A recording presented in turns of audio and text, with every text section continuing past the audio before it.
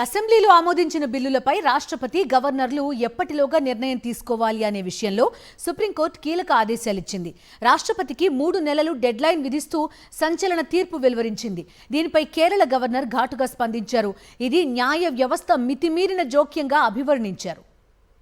రాష్ట్రపతి పరిశీలన కోసం గవర్నర్లు పంపే బిల్లులకు సంబంధించి సుప్రీంకోర్టు కీలక తీర్పు ఇచ్చింది. గవర్నర్లు పంపిన బిల్లులపై రాష్ట్రపతి 3 నెలల్లోగా నిర్ణయం తీసుకోవాలని తెలిపింది.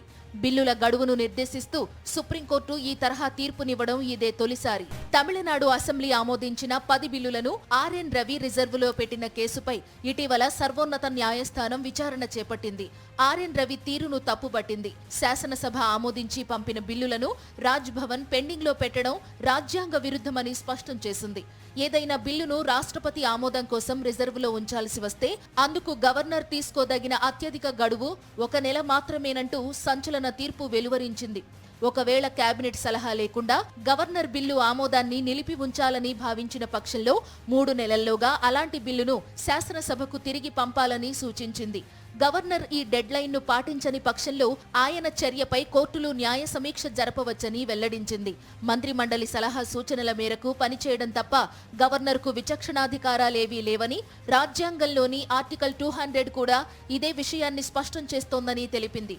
రెండోసారి సమర్పించిన బిల్లును రాష్ట్రపతి ఆమోదం కోసం రిజర్వ్ చేసి ఉంచే అధికారం గవర్నర్కు లేదని తేల్చి చెప్పింది.